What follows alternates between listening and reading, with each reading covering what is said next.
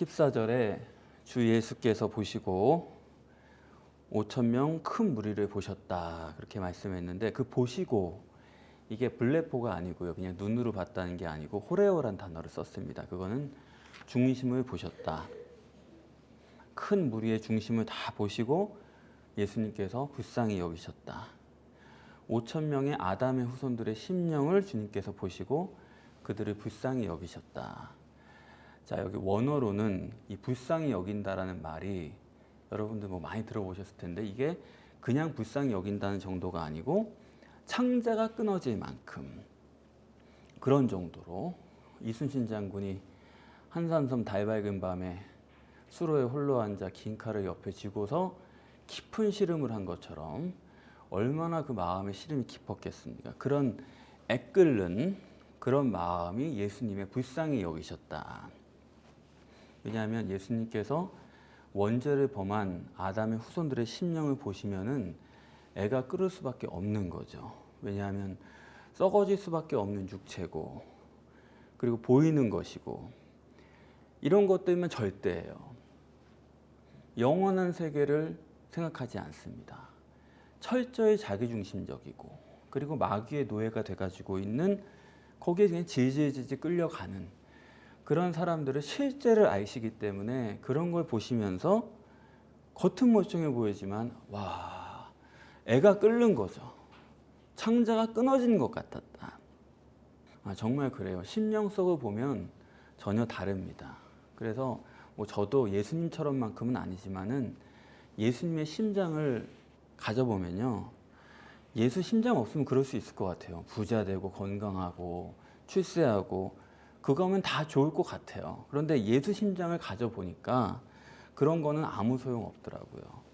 그래서 저는 항상 갈등하는 게, 내가 성도님들한테 너무 이렇게 압박을 하나, 좀 이렇게 듣기 좋은 얘기도 많이 좀 들려드리고 힘도 드리고 해야 되는데 내가 너무 그러나, 그런 생각을 하지만은 예수 심장을 가져보면은 좀 다릅니다. 그냥 잘 지내시냐 그런 거 가지고는 안 돼요. 그냥 나한테만 잘하고 교회 출석 잘하고 헌금 잘하시고 그런 거랑은 전혀 다르더라고요. 그래서 우리가 천국 가려면은 그래요. 뭐 그냥 뭐 천국 가기 싫은 사람은 아무도 없겠죠. 근데 천국 가려면은 정말 우리가 싫은 쪽으로만 가면 천국 갈 수 있어요. 그게 사실입니다. 그러니까 그거 예수님이 아시면은 무리를 보면서 애가 끓는 거죠. 왜냐하면 사람들은 그렇지 않은 쪽으로만 결정을 꼭 하거든요. 그래서 저도 제 눈에 다 그게 미리 좀 띄거든요. 저 길로 가면은 앞으로는 가망이 없겠다. 그런데 어쨌든 천국 가고 싶지만은 예전 거는 버리고 싶은 마음이 없기 때문에 못 버리니까 자꾸 그쪽으로 결정을 내가지고 움직여 가다 보면 결국 천국과는 멀어지죠. 그래서 예수님 그거 다 아시니까 창자가 끊어지는 것 같은 그런 고통을 느끼는 거죠. 그런 가운데 오늘 본문에 병인들을 고쳐주셨다라고 합니다. 병인이란 말이 좀 특이해요. 성경에 병인이란 말이 잘 나오지 않는 말인데, 이거 헬라 원어로 보면은 영육간에 힘이 없는 그런 뜻으로 보시면 되겠습니다. 영육간에 아무런 능력이 없어요. 그런 사람은 예수님이 고쳐주셨다. 영혼에 병든 사람, 하고 싶죠. 그런데 병들었어요. 그래서 할 힘이 없어요. 또 육체에 병들었어요. 힘이 없어요. 그런 사람들을 다 예수님께서 새롭게 시작할 수 있도록 고쳐주셨다. 자, 그럴 때 제자들이 있습니다. 그럼 제자들은 어떤 사람들이냐 할 때, 여기 저물어가매, 날이 저물었다는 얘기를 2번씩이나 얘기합니다. 특별히 그걸 뭐 뒤에도 저물었다고 나오지만 처음부터 저물었다라고 이렇게 강조하는 이유는 뭐냐 하면, 이 제자들이 지금 어떤 상태냐, 그들도 육체 우선의 이중체의 제자들이다. 영이 있지만 육체 우선이에요. 그래서 낮에는 그냥 육체로만 살다가 이제 날이 저물매, 저녁이 어둑어둑해지니까 영적 본능이 비로소 되살아나는 그런 사람들. 그러니까 제자들도 앞에 있는 다른 무리들처럼 사실은 본질적으로 아담의 후손인 거죠. 그걸 말하고자 하는 거고. 그래서 이 사람들이 지금 예수님께 와가지고 하는 말이, 아니 예수님 지금 해는 저물어 가고 여기는 빈들인데 아유 그걸 주님 모르세요? 이러는 거죠. 근데 이걸 왜 이렇게 강조하느냐? 그런 거죠. 아버지께서 내게 이끌긴 이끌어 오셨지만은 이 제자들도 여전히 아담의 후손들이다 하는 것입니다. 그래서 육체 우선이고 가시적 결과만이 절대인 사람들이거든요. 그리고 자기 중심적이에요. 여기다 제가 조금 보태서 얘기하면은 선생님, 아유 뭐 철부지도 아니고 이런 걸 모르십니까? 지금 밤이 다 돼가는데 어떡하려고 그래요? 이 많은 사람들을. 각자 끼니를 해결하도록 뭐 대책을 세워 주셔야죠. 아니 좀 하시는 말씀도 이제 끊고 그 다음에 하실 일 있지 않습니까? 이렇게 나무라는 거거든요, 사실은. 나무랄 뿐만 아니라 더 생각하면은 각자 보내가지고요, 각자 도생하게 하세요. 이렇게 명령을 하는 겁니다. 그러니까 이 제자들이 지금 하나님께서 이끄셔서 예수님의 제자가 됐지만은 여전히 가치관은 단일체 가치관이에요. 보이는 게 다고 육체가 너무 소중하고 그뿐만 아니라 예수님 알기도 육체로만 아는 거예요. 그게 뭐냐? 자기 스스로 해결하게 하십시오. 예수님이 그렇게 명령하는 겁니다.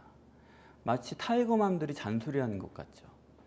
뭐 화를 내가지고 타이거맘이 아니라요. 타이거맘은 뭐냐면 뭐 일일이 다 아이를 간섭하는 거예요. 이렇게 해라 저렇게 해라.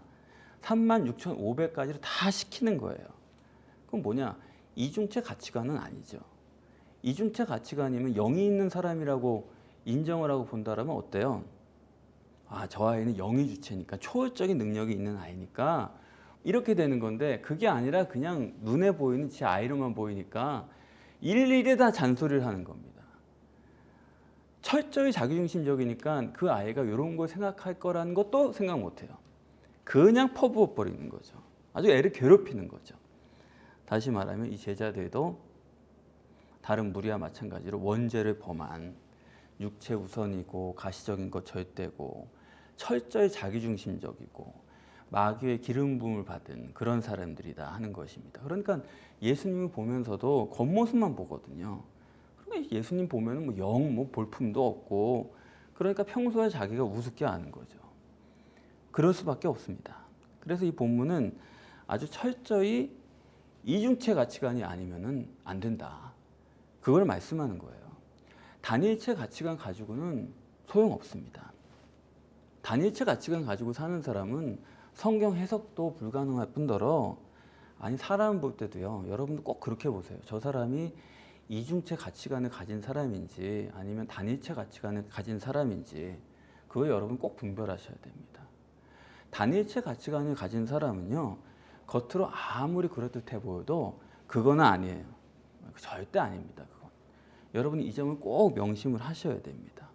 이 제자들이 단일체 가치관이니까 겉모습만 보는 사람이고 환경만 보고 상황만 보는 사람들이니까 예수님한테 명령하는 거죠. 너무 뻔하거든요.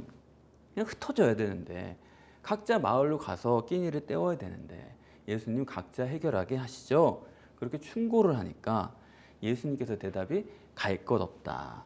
너희가 먹을 것을 주어라. 갈 것 없다. 이 원어적으로 보면은 갈 필요를 갖고 있지 않다, 그런 뜻입니다. 이 사람들은 갈 필요를 갖고 있지 않은 사람들이다. 그게 무슨 소리냐면요, 지금 이 5천 명이 넘는 사람들은 출애굽을 한 광야 교회 사람들입니다. 고센 땅에서 홍해를 건너와서 출애굽을 한 광야 교회예요. 근데 여기 와가지고 광야에 왔다고 했는데 여기서 먹을 것이 없다고 해가지고 도로 보낸다? 여기 각 고을로 가서 사 먹게 하자 그랬는데, 이 고을로 번역된 단어는 원래 고을이라는 단어는 전혀 상관없어요. 코모스라는 건데 이거는 고을이 아니고 초장입니다. 고센 땅을 말하는 거예요. 양이 풀을 뜯는 그런 풍성한 목초지를 말하는 거예요. 출애굽해서 온 사람들을 먹을 것이 여기 없다고 해가지고 우리 도로 애굽으로 보냅시다. 그런 의견을 냈다라는 거예요. 그래서 예수님께서는 이 사람들은 이 고센 땅을 떠나서 광야까지 자기 발로 쫓아온 사람들인데, 자기 발로 광야에 나온 사람들인데 무슨 애굽이냐? 갈 것 없다. 그러므로 너희가 먹을 것을 주어라. 아니 먹을 것을 어떻게 줍니까? 요한복음에 예수님께서 베드로에게 너는 내 양을 먹이라. 자, 베드로가 예수님의 양을 먹이려면 무엇으로 먹여야 되겠어요? 예수님이 주신 것으로 먹여야죠. 예수님의 양식으로 양을 먹여야 되겠죠. 그래, 먹여야 되겠는데 여기 보니까 양식이 뭐가 있어요? 여기는 오병이어라는 거예요. 근데 그 양식이라는 게 예수님의 양식이 아니고 남의 양식 아닙니까? 남의 양식을 가져다가 지금 먹이겠다는 거거든요. 그래서 이 오병이어가 이 원문에도 보면은 우리가 가진 것 전부가 이것이다, 이렇게 표현을 해요. 그렇게 말한 것처럼 이 오병이어란 건요, 원래는 예수님께 아니고 우리가 가진 거의 전부다. 아담 후손이 할 수 있는 최대 최선이 오병이어라고 보시면 됩니다. 다르게 말하면은 뱀이 아담을 어떻게 유혹했습니까? 야, 네가 하나님처럼 되려면은 네가 최선을 다해라. 육체로 최선을 다해라. 그런데 인간이 육체로 최선을 다해서 할 수 있는 최대치가 본문의 오병이어라는 거예요. 그게 선악과라는 뜻이죠. 그렇게 내놓은, 인간이 내놓은 최대 최선이 오병이어인데, 그 오병이어는 원래 육신을 위한 떡 아닙니까? 육체의 생명을 위한 거예요. 그게 광야에서는 만나죠. 다시 말하면 여러분이 최선을 다해서 만들어낼 수 있는 건 오병이어인데, 그거는 육체를 살리는 것밖에는 못해요. 그게 선악과죠. 그런데 지금 주님께서 애간장이 끓는 게 무엇 때문입니까? 그 선악과에 목을 맨 사람들 때문이거든요. 원죄 때문에 죽어가는 백성들이거든요. 그래서 이 오병이어는 어떤 거냐? 사실은 원래는 이거는 그냥 떡이죠. 밀로 만든 떡이죠. 농사지어서 추수한 열매죠. 애쓴 결과죠. 그걸 가지고 떡을 만들면 그 밀이 죽은 열매가 되는 거예요. 그렇죠? 원래 살아있는 열매인데 그걸 만들어 가지고 떡을 만들면 죽잖아요. 죽은 열매가 되는 거고, 결국에는 그걸 먹은 사람도 먹고 죽는 열매입니다. 근데 그거를 예수님이 받으셔가지고 그걸 오병이어 표적으로 하시면 어떻게 되느냐? 그것이 추수한 결과가 아니고 애써서 걷어낸 열매가 아니고, 예수님이 그걸 들고 시작하시는 그 순간에 이것은 오히려 씨앗이 되는 거예요. 열매가 아니고 씨앗이 돼서 역사하게 됩니다. 씨를 심으면 30배, 60배, 100배의 결실을 맺는 거 아닙니까? 그리고 그것은 산게 되는 거예요. 떡을 만들면, 결과를 가지고 떡을 만들면 죽은 게 되지만, 그걸 심어서 예수님이 기적을 만드시면 그때부터 산떡이 되는 것입니다. 그래서 이 오병이어가 원죄에 빠진 사람의 손에 들려있을 때는 최대치가 육신의 생명을 살리는 것이고, 그것은 죽음의 떡이고, 그것은 결과일 뿐이지만, 그러나 똑같은 것이 하나님의 손에 들려서 역사하게 되면은 그것은 원인이 되고 씨앗이 되고 그리고 산떡이 된다라는 말씀이 본문입니다. 그러면 어떻게 해야 원인이고 씨앗이고 산떡이 되느냐? 예수님께서 그것을 나에게 가져오라 이거예요. 다시 말하면은 인간이 할 수 있는 최선을 다 포기해라. 너의 최선을 버려라. 너의 안목이든 너의 판단이든 이성이든 이런 걸 버려라. 그걸 주님께로 가져오라 이거예요. 그럼 여러분 여쭤볼게요. 주님이 이 오병이어가 있어야지 기적을 행합니까? 오병이어가 없어도 기적을 행할 수 있습니까? 오병이어 없이도 얼마든지 5,000명 먹일 수가 있어요. 광야에서도 만나를 했는데 만나가 뭐가 있어가지고 만나한 거 아니잖아요. 그냥 하신 거잖아요. 근데 이거 필요도 없는 거를 왜 가져오라고 그랬냐? 죽은 떡이 아니고 산 떡이 되고, 결과가 아니고 원인이 되기 위해서는 인간의 최선을 다 포기해야 돼요. 하나도 남아서는 안 됩니다. 그러니까 오병이어, 그 어린이 도시락인데 그것마저도 너희 속에서 가져오라 이거예요. 그것마저도 남겨둬서는 안 된다 이겁니다. 그 오병이어를, 인간의 최선을 하나님께 다 맡겨야 된다 이 말이에요. 그걸 손에 쥐고 있는 한은 할 수가 없는 것입니다. 그래서 한 알의 밀이 땅에 떨어져 죽으면 많은 열매를 맺고, 한 알의 밀이라도 원인이 되면은 그때부터는 많은 결실을 맺는 거고, 그렇기 때문에 나에게 가져오라 이거예요. 그걸 주님이 받으시고 하늘을 우러러 축사하시고, 여기 축사라고 했는데 직역하면 좋은 말이거든요. 그 사실은 축복이라고 많이 쓰지만은 제가 볼 때는 하나님께 기도하신 거죠. 기도가 가장 좋은 말이거든요.